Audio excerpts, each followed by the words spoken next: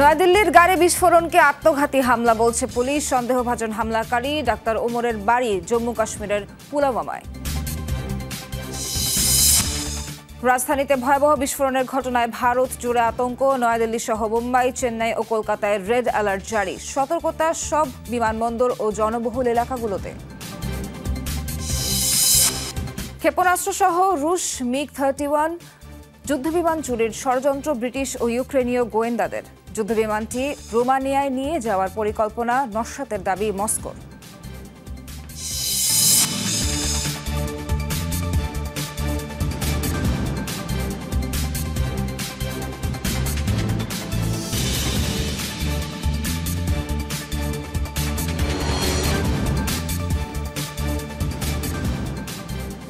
দর্শক, তখন শিরোনাম দেখছিলেন, পুরো খবর জানাতে সঙ্গে আছি নাবিলা সোহাইল।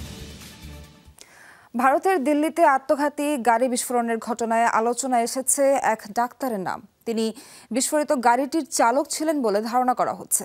তাকেই সন্দেহভাজন হিসেবে উল্লেখ করে ছবি ও পরিচয় প্রকাশ করেছে পুলিশ। বলা হচ্ছে, বিস্ফোরণে ব্যবহার করা হয় তীব্র দাহ্য রাসায়নিক পদার্থ। এসব তথ্য জানিয়েছে ভারতীয় সংবাদ মাধ্যম এনডিটিভি। এদিকে বিষয়টি নিয়ে উচ্চ পর্যায়ের নিরাপত্তা বৈঠক করেছেন স্বরাষ্ট্রমন্ত্রী অমিত শাহ। ছবির এই ব্যক্তি দিল্লি ব্লাস্টের মূল সন্দেহভাজন, এমন দাবি পুলিশের। তিনি জম্মু কাশ্মীরের পুলওয়ামার ডাক্তার ওমর মোহাম্মদ। বিস্ফোরিত হুন্দাই গাড়িটি তারই ছিল বলে নিশ্চিত করেছে একাধিক সূত্র। এমনটাই বলছে গণমাধ্যমগুলো।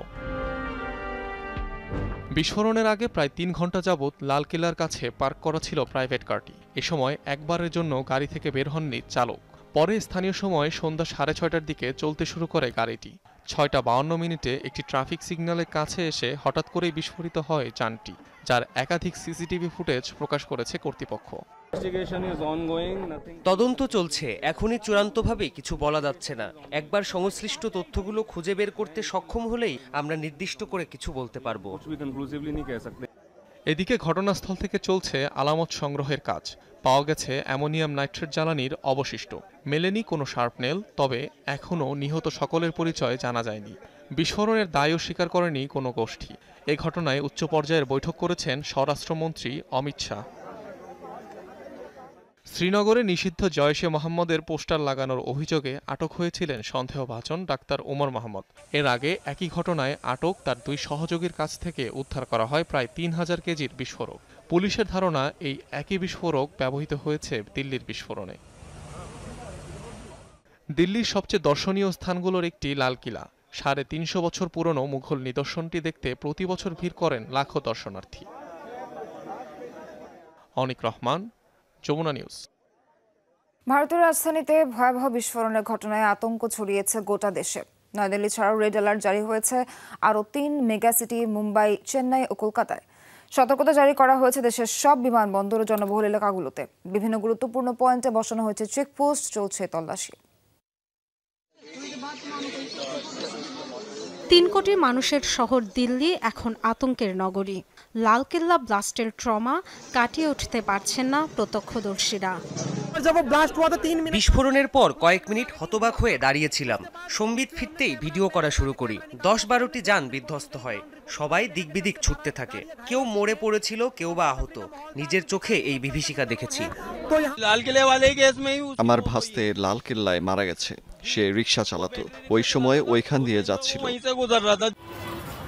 সংবাদপত্রের প্রথম পাতায় শোক আর শঙ্কার খবর। স্বজনদের খোঁজ জানতে হাসপাতাল থেকে হাসপাতালে ছুটছে মানুষ। কাল থেকে নিখোঁজ, কারো কারো হদিস মেলেনি এখনো। আমরা বারবার ফোন করেও পাচ্ছিলাম না। রাত 11টার দিকে একজন ফোন ধরে অমরজেতি হাসপাতালে আসতে বলে। রাত 12টার দিকে মরদেহ শনাক্ত করি। তারা আমাদের ঠিকঠাক কিছুই বলছে না, কেবল বলছে আহত। শারীরিক পরিস্থিতি কেমন কিছুই জানায়নি। আমরা অন্তত জানি আমার ভাই এখানে আছে, অনেকে তাও জানে না। ভয়াবহ বিস্ফোরণের পর সতর্কতা জারি হয়েছে গোটা দেশে। দিল্লি ছাড়াও কলকাতা, মুম্বাই, চেন্নাইয়ের মতো বড় বড় শহরগুলোয় নিরাপত্তার কড়াকড়ি চোখে পড়ার মতো। পথে পথে চলছে তল্লাশি। প্রতিটি বিমানবন্দরে জারি করা হয়েছে বাড়তি সতর্কতা। উত্তরপ্রদেশ ও হরিয়ানায় বিপুল পরিমাণ বিস্ফোরক, দাহ্য রাসায়নিক ও অস্ত্র উদ্ধার করা হয়েছে। বিশেষ সতর্কতা জারি করেছে দিল্লির মার্কিন দূতাবাস। মার্কিনীদের লালকেল্লা ও আশপাশের এলাকায় না যাওয়ার পরামর্শ দেওয়া হয়েছে। 3 দিন পর্যটকদের জন্য ঐতিহাসিক লালকেল্লা বন্ধ ঘোষণা করেছে দিল্লি প্রশাসন। ডরথি তাস্ট্রিন, যমুনা নিউজ। দর্শক, এই বিষয়ে আরও জানাতে পশ্চিমবঙ্গ থেকে যুক্ত হচ্ছেন আমাদের সহকর্মী সুকান্ত চট্টোপাধ্যায়। সুকান্ত, আপনার কাছে জানতে চাই, রেড অ্যালার্ট জারি করা হয়েছে কলকাতাতেও, সেখানে কি পরিস্থিতি দেখছেন এখন বর্তমানে, কেমন অবস্থা, সবকিছু জানাবেন। দেখুন, কলকাতা হচ্ছে পশ্চিমবঙ্গের যেহেতু রাজধানী সেহেতু এবং ইস্টার্ন রিজিয়নের হেডকোয়ার্টার, সেই হেতু কিন্তু এখানে যে সেনাবাহিনী সদর দপ্তর রয়েছে, এছাড়াও বহু স্মৃতিসৌধ রয়েছে শতাব্দী প্রাচীন, সেগুলোর নিরাপত্তার যেমন ব্যবস্থা করা হয়েছে, তেমনি গুরুত্বপূর্ণ রেল স্টেশন অর্থাৎ শিয়ালদা হাওড়া যেটা সর্বপরিচিত, সেখানেও কিন্তু ব্যাপক নিরাপত্তার ব্যবস্থা করা হয়েছে। এছাড়া জেলায় জেলায় সীমান্তবর্তী যে জেলাগুলি রয়েছে, যেখান থেকে বহির্বিশ্বের সঙ্গে সরাসরি চলে যাওয়া যায় বা যোগাযোগ ব্যবস্থা রয়েছে, সেখানেও কিন্তু বিএসএফ বাড়তি নজরদারি রাখছে। ইতিমধ্যেই যে জানেন যে আগামী 22শে নভেম্বর কলকাতা ইডেন গার্ডেনে কিন্তু টেস্ট ম্যাচ রয়েছে, সেখানে দক্ষিণ আফ্রিকা এবং ভারতের মধ্যে ম্যাচ। সেই ম্যাচ যাতে সুষ্ঠুভাবে হয় গোটা বিশ্বের কাছে, সেটাও কিন্তু একটা চ্যালেঞ্জ। এই মুহূর্তে দাঁড়িয়ে যখন প্রধানমন্ত্রী ভুটান সফরে রয়েছেন এবং তার মধ্যে এই বিস্ফোরণ, সেক্ষেত্রে দাঁড়িয়ে বাড়তি চাপ কিন্তু দেশের স্বরাষ্ট্রমন্ত্রী অমিত শাহের উপরে রয়েছে। কিন্তু ইতিমধ্যেই এই বিস্ফোরণ অর্থাৎ দেশের সব থেকে নিরাপত্তাজনিত জায়গা, নিরাপদ ঘেরাবেষ্টিত জায়গা দিল্লির লালকেল্লা, যেখান থেকে দেশের স্বাধীনতা দিবস এবং প্রজাতন্ত্র দিবসের পতাকা তোলা হয়, সেইখানে যদি এই বিস্ফোরণ হয় তাহলে গোটা দেশের অবস্থা কি, এটা নিয়ে কিন্তু বিরোধীরা প্রশ্ন তুলেছে। ইতিমধ্যেই এই বিষয় নিয়ে তৃণমূল, যে পশ্চিমবঙ্গের শাসক দল তৃণমূল, তারা অমিত শাহের কিন্তু পদত্যাগ চেয়েছেন এবং অবিলম্বে এই যে বিস্ফোরণ ঘটনা ঘটেছে, এনআইএ শুধু নয়, নিরপেক্ষ তদন্ত কমিটি করে এই ঘটনার কিন্তু অন্তিম যে রেজাল্ট সেটা বার করতে তারা আবেদন জানিয়েছে। এর আগে পুলওয়ামা কাণ্ড এবং কাশ্মীরে যে জঙ্গি আনা হয়েছিল, তারও কোনো কিন্তু কিনারা এনআইএ বা সিবিআই কেউই করতে পারেননি। সেক্ষেত্রে দাঁড়িয়ে এই যে ডিপার্টমেন্টাল ব্যর্থতা বা ইন্টেলিজেন্স যে ফেল করেছে পুলিশ বা দিল্লি পুলিশ বা কেন্দ্রীয় সরকারের, সেটা কিন্তু বিরোধীরা সবার আগে প্রশ্ন তুলেছে যে এই নিরাপত্তার দায়িত্বে যারা রয়েছে দেশের রাজধানী শহর, সেখানে যদি এরকম বিস্ফোরণ হয়। কঠোর নিরাপত্তা জারি আছে সুকান্ত, জানাচ্ছিলেন, ধন্যবাদ আপনাকে। বলিউড কিংবদন্তি অভিনেতা ধর্মেন্দ্রের মৃত্যু নিয়ে ছড়িয়েছে গুজব। সামাজিক যোগাযোগ মাধ্যমে তিনি এখনো জীবিত আছেন বলে দাবি করেন স্ত্রী হেমা মালিনী ও মেয়ে এশা দেওল। মঙ্গলবার সকাল থেকে ভারতীয় সংবাদ মাধ্যমগুলোয় অভিনেতা ধর্মেন্দ্রের মৃত্যুর খবর প্রচার করে Telegraph, India Today, Economics Times, Zee News সহ একাধিক সংবাদ মাধ্যম জানিয়েছে তার প্রয়াণের খবর। তবে অভিনেতার মেয়ে এশা দেওল বলেছেন মৃত্যুর খবরটি গুজব। ইনস্টাগ্রামে এক বিবৃতির মাধ্যমে তিনি জানিয়েছেন তার বাবার শারীরিক অবস্থা স্থিতিশীল। এক্স হ্যান্ডেলে দেয়া পোস্টে একই কথা জানিয়েছেন হেমা মালিনীও। মৃত্যুর খবর নিয়ে সংবাদ মাধ্যমগুলোর ভূমিকা নিয়ে ক্ষোভ ঝেড়েছেন দুজনেই। 1 সপ্তাহেরও বেশি সময় ধরে শ্বাসকষ্টজনিত কারণে হাসপাতালে চিকিৎসাধীন ধর্মেন্দ্র, বর্তমানে লাইফ সাপোর্টে রাখা হয়েছে তাকে। ভারতের বিহারে বিধানসভা নির্বাচনের দ্বিতীয় ধাপের ভোট গ্রহণ চলছে। রাজ্যের 122টি নির্বাচনী এলাকার ভোটাররা জানাচ্ছেন রায়। সোমবার স্থানীয় সময় সকাল 7টা থেকে শুরু হয় ভোট, চলবে সন্ধ্যা 6টা পর্যন্ত। ভোট কেন্দ্র ও আশপাশের এলাকায় কড়া নিরাপত্তা ব্যবস্থা গ্রহণ করা হয়েছে। জরিপে হাড্ডাহাড্ডি লড়াইয়ের আভাস মিললেও বিশ্লেষকরা কংগ্রেস নেতৃত্বাধীন জোটের চেয়ে এগিয়ে রাখছেন বিজেপি, জেডিইউ, এলজেপি জোটকে। রাজ্যটির 243টি আসনের মধ্যে সরকার গঠনে প্রয়োজন 122 আসন। আজকের ফলাফলে নির্ধারণ করবে প্রায় 2 দশক ধরে বিহারের রাজনীতিতে আধিপত্য বিস্তারকারী মুখ্যমন্ত্রী নীতিশ কুমার তার অবস্থান ধরে রাখবেন নাকি তেজস্বী যাদবের জোটের নেতৃত্বে গঠিত হবে নতুন সরকার। বিহার বিধানসভা নির্বাচনের প্রথম ধাপের ভোট সম্পন্ন হয় গত 6 নভেম্বর। ভোটার উপস্থিতি হার ছিল রেকর্ড 64.66%। ভারতের সাথে একটি ন্যায্য চুক্তি করতে চলেছে যুক্তরাষ্ট্র, যা 2 দেশের মধ্যে অর্থনৈতিক ও নিরাপত্তা বিষয়ক সম্পর্ক জোরদার করবে। মার্কিন প্রেসিডেন্ট ডোনাল্ড ট্রাম্প বলেছেন এসব কথা। জানিয়েছেন রাশিয়ার কাছ থেকে তেল কেনাও কমাচ্ছে ভারত, আর সে কারণে দিল্লির পণ্যের শুল্ক হার কমতে পারে। আমরা ভারতের সাথে একটি চুক্তি করতে চলেছি যা আগেরগুলোর চেয়ে অনেক আলাদা। তারা এখন আমাকে ভালোবাসে না, কিন্তু আমার বিশ্বাস আবার ভালোবাসবে। ন্যায্য একটি চুক্তি করতে যাচ্ছি, আমরা খুবই কাছাকাছি আছি। শাটডাউন বা সরকারি অচলাবস্থা কাটাতে নতুন বিল পাশ হয়েছে যুক্তরাষ্ট্রের সিনেটে। 60 থেকে 40 ভোটে মার্কিন পার্লামেন্টের উচ্চকক্ষে পাশ হয় বিলটি। বুধবার এই ইস্যুতে ভোটাভুটি হবে নিম্নকক্ষ প্রতিনিধি পরিষদে। এর আগে রোববার বিলটিকে অনুমোদনের জন্য প্রস্তুতে সেটির উপর আরেক দফা ভোটাভুটি করেন সিনেটররা, যা 60 থেকে 40 ভোটে পাশ হয়। এর পরপরই আয়োজন করা হয় চূড়ান্ত ভোট। সরকারি তহবিলের অর্থের যোগান দিতে কয়েক দফায় আলোচনার পর এই বিল নিয়ে সমঝোতায় পৌঁছেছেন ডেমোক্রেট ও রিপাবলিকান সিনেটররা, যা বাস্তবায়িত হলে যুক্তরাষ্ট্র জুড়ে সরকারি সেবাগুলো পুনরায় সম্পূর্ণভাবে চালু হবে। গেল 41 দিন ধরে চলা শাটডাউনের ফলে দেশটির লাখ লাখ সরকারি কর্মীর বেতন আটকে আছে। মারাত্মকভাবে ব্যাহত হচ্ছে সরকারি সেবা।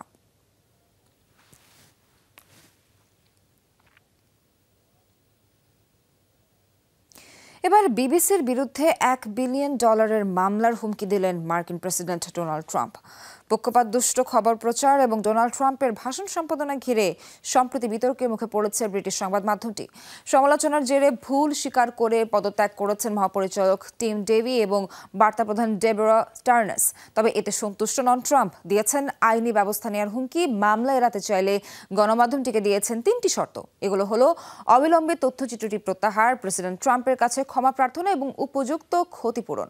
গত বছর মার্কিন প্রেসিডেন্ট নির্বাচনের 1 সপ্তাহ আগে একটি তথ্যচিত্র প্রচার করেছিল বিবিসি। সেখানে ট্রাম্পের ভাষণ সম্পাদনা করে বিভিন্ন অংশ জোড়া দিয়ে উপস্থাপন করা হয়। অর্থমন্ত্রীকে বরখাস্ত করেছেন ফিলিস্তিনি কর্তৃপক্ষের প্রেসিডেন্ট মাহমুদ আব্বাস। সোমবার এক বিবৃতিতে এই তথ্য জানায় তার কার্যালয়। বিবৃতিতে জানানো হয়, পরিকল্পনা ও আন্তর্জাতিক সহযোগিতা মন্ত্রী ওমর বিতারকে বরখাস্ত করা হয়েছে। তার পরিবর্তে নতুন অর্থমন্ত্রীর দায়িত্ব পেয়েছেন স্টেফান সালাম। তবে এই পরিবর্তনের কারণ জানানো হয়নি। একজন ফিলিস্তিনি কর্মকর্তার বরাত দিয়ে টাইমস অফ ইসরায়েল জানিয়েছে, চলতি বছরের শুরুতে প্রবর্তিত নতুন নীতিমালার বাইরে গিয়ে কিছু ফিলিস্তিনি নিরাপত্তা বন্দীকে অর্থ প্রদানের অনুমোদন দিয়েছিলেন সাবেক ওই অর্থমন্ত্রী। পুরনো নীতিকে কারাদণ্ডের মেয়াদের ভিত্তিতে আর্থিক সহায়তা দেওয়া হতো বন্দীদের। এই নীতি পরোক্ষভাবে ইসরায়েলিদের ওপর হামলা চালাতে উৎসাহ দিত বলে অভিযোগ ছিল যুক্তরাষ্ট্র, ইসরায়েল ও তাদের বেশ কিছু মিত্র দেশের। লেবাননে প্রায় 1 দশক পর বন্দি দশা থেকে মুক্তি পেলেন লিবিয়ায় স্বৈরশাসক মুয়াম্মার গাদ্দাফির ছেলে হানিবাল গাদ্দাফি। সোমবার তাকে $9 লাখ বন্ডে জামিনে কারামুক্তি দেয় দেশটির কর্তৃপক্ষ। তবে মুক্তি মিললেও আপাতত হানিবাল গাদ্দাফির ভ্রমণ নিষেধাজ্ঞা জারি থাকবে। বিচার কাজ সম্পূর্ণ না করে জামিন দেওয়ার এই ঘটনায় নিন্দা জানিয়েছে মানবাধিকার সংস্থাগুলো। আলোচিত শিয়া নেতা মুসা আল সদরের নিখোঁজ মামলায় তথ্য গোপনের অভিযোগে 2015 সালে হানিবাল গাদ্দাফিকে আটকের নির্দেশ দেয় লেবানন কর্তৃপক্ষ। পরে তাকে সিরিয়া থেকে অপহরণ করে লেবাননে নেওয়া হয়। লেবাননের আমাল আন্দোলনের প্রতিষ্ঠাতা ছিলেন আল সদর। 1978 সালে লিবিয়ায় মুয়াম্মার গাদ্দাফির সঙ্গে দেখা করতে গিয়ে নিখোঁজ হন তিনি।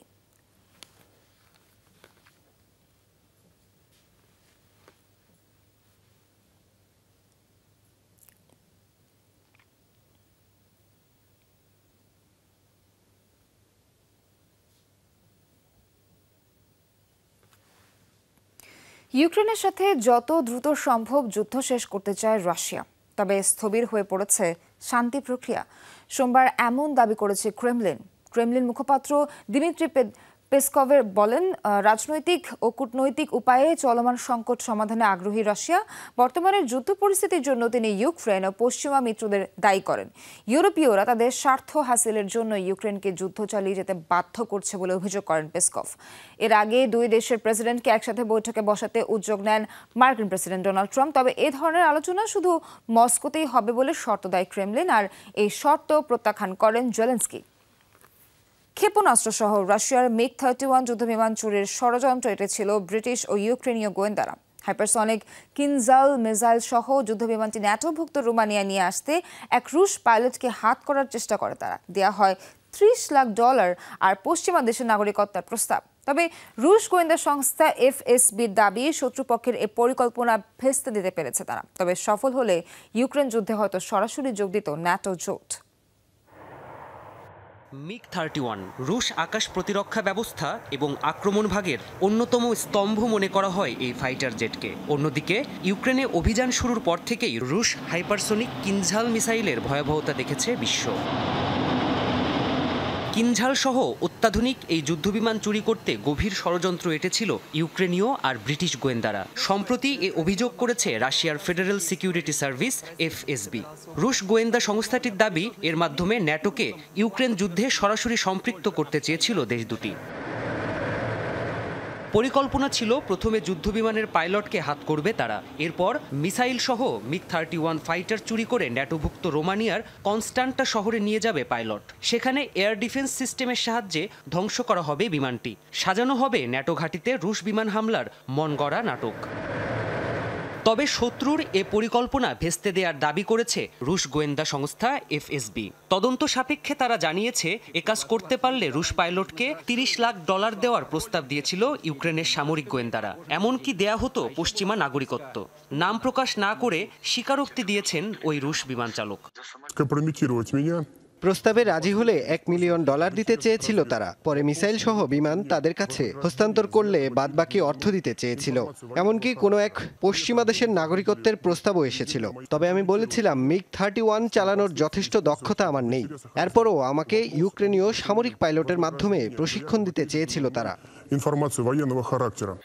মস্কোর অভিযোগ, ইউক্রেন যুদ্ধকে আরও উস্কে দিচ্ছে লন্ডন। অপরদিকে লন্ডনের দাবি, ইউরোপ জুড়ে সাম্রাজ্যবাদী আগ্রাসনের ত্রাস সৃষ্টি করছে ক্রেমলিন।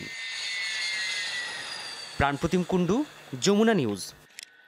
চলতি বছর সাহিত্যের অন্যতম সম্মানজনক পুরস্কার বুকার জিতলেন হাঙ্গেরিয়ান ব্রিটিশ লেখক ডেভিড সালাই। সোমবার লন্ডনে ঘোষণা করা হয় 51 বছর বয়সী এই বিজয়ী নাম। ইংরেজি ভাষায় রচিত ফ্লেশ উপন্যাসের জন্য খেতাবটি জয় করেন ডেভিড সালাই, যেখানে নির্যাতিত হাঙ্গেরিয়ান এক অভিবাসীর গল্প তুলে ধরেন তিনি। বিদেশে ভাগ্য গড়েও শেষ পর্যন্ত সবকিছু হারানোর হৃদয় বিদারক কাহিনীর কারণে ব্যাপক পাঠকপ্রিয়তা পায় বইটি। লেখনীতে ব্যক্তি জীবনের গভীর প্রতিচ্ছবির ছাপ রাখার জন্য দর্শক মহলে সমাহিত 51 বছর বয়সী সালাই এবারে ভারতীয় ঔপন্যাসিক কিরণ দেশাই ও ব্রিটিশ লেখক অ্যান্ড্রু মিলার সহ আরও 5 জনকে হারিয়ে বুকার প্রাইজ জিতেছেন তিনি। $10 কোটি ঘুষ নেওয়ার অভিযোগে এক বিদ্যুৎ উৎপাদনকারী প্রতিষ্ঠানের বিরুদ্ধে তদন্ত শুরু করেছে ইউক্রেন। সোমবার এক বিবৃতিতে তদন্ত কার্যক্রম শুরুর ঘোষণা দেয় দেশটির স্বাধীন দুর্নীতি দমন সংস্থা NABU। সামনে আসে বিদ্যুৎ উৎপাদনকারী প্রতিষ্ঠান এনার্গো অ্যাটমের নাম। অভিযোগ, এই প্রতিষ্ঠানটি ঘিরে গড়ে উঠেছে দুর্ধর্ষ এক ঘুষচক্র। এর নেতৃত্ব দিতেন এক ব্যবসায়ী। তিনি ইউক্রেনের জ্বালানি মন্ত্রীর সাবেক উপদেষ্টা, এনার্গো অ্যাটমের নিরাপত্তা প্রধান এবং আরও 4 জন কর্মচারীর সাথে মিলে এই ঘুষচক্র গড়ে তোলেন। প্রতিষ্ঠানটি বিভিন্ন প্রকল্পে ঠিকাদারদের ঘুষ দিতে বাধ্য করতেন তারা। অতিরিক্ত অর্থ না দিলে ঠিকাদারি প্রতিষ্ঠানের সাথে চুক্তি বাতিলের হুমকি দিতেন। ইউক্রেনের বিদ্যুৎ চাহিদার অর্ধেকেরও বেশি সরবরাহ করে এই এনার্গো অ্যাটম।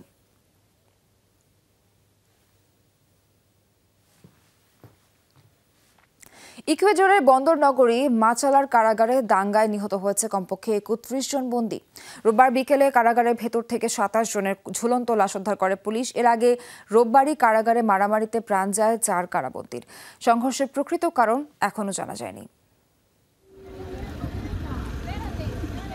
আবারও রক্তাক্ত ল্যাটিন আমেরিকার দেশ ইকুয়েডরের কারাগার। কাউকে হত্যা করা হয়েছে গুলি করে, কাউকে বা ঝুলানো হয়েছে ফাঁসির দড়িতে। ভীতিকর এই সংঘর্ষ ঘিরে তোলপাড় সৃষ্টি হয় দেশ জুড়ে। দেশটির দক্ষিণ পশ্চিমাঞ্চলীয় শহর মাচালার কারাগারে ঘটে লোমহর্ষক এ ঘটনা। স্থানীয় সময় রাত 3টার দিকে 2 গ্যাং সদস্যদের মধ্যে শুরু হয় সংঘাত। এক পর্যায়ে তার রূপ নেয় সশস্ত্র দাঙ্গায়। এ সময় বন্দীদের হাতে ছিল ধারালো অস্ত্র, লাঠি, এমনকি বন্দুকও। পাশাপাশি গ্রেনেডেরও বিস্ফোরণ ঘটায় কয়েদিরা। এই ঘটনার কয়েক ঘন্টা পরে ভবনের 3য় তলায় ফাঁসিতে ঝুলানো অবস্থায় লাশগুলো খুঁজে পান নিরাপত্তারক্ষীরা। ধারণা করা হচ্ছে কিছু বন্দীকে নবনির্মিত কারাগারে স্থানান্তরের পরিকল্পনার কারণে এই সংঘর্ষের সূত্রপাত হয়। কারাগারের ভেতর থেকে গুলি ও বিস্ফোরণের শব্দ এবং সাহায্যের চিৎকার শুনতে পান স্থানীয় বাসিন্দারা। ছুটে আসে বন্দীদের স্বজনরা। ভেতরে অস্ত্র কিভাবে থাকে? আমরা যখন জিনিসপত্র নিয়ে আসি পুলিশ সবকিছু পরীক্ষা করে, এমনকি পানির বোতলও। তাহলে ভেতরে অস্ত্র ঢোকে কিভাবে? কিভাবে তারা একে অপরকে হত্যা করলো?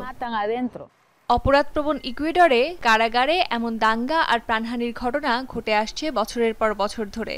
গেল কয়েক বছরের হিসাবেই একাধিক দাঙ্গা এবং গ্যাং সংঘর্ষে শত শত বন্দী নিহত হয়েছে দেশটির বিভিন্ন কারাগারে। অস্মিতা বিশ্বাস, যমুনা নিউজ। দর্শক, আজকে এখানেই শেষ করছি যমুনা ডেস্কের আয়োজন। সঙ্গে থাকার জন্য ধন্যবাদ সবাইকে।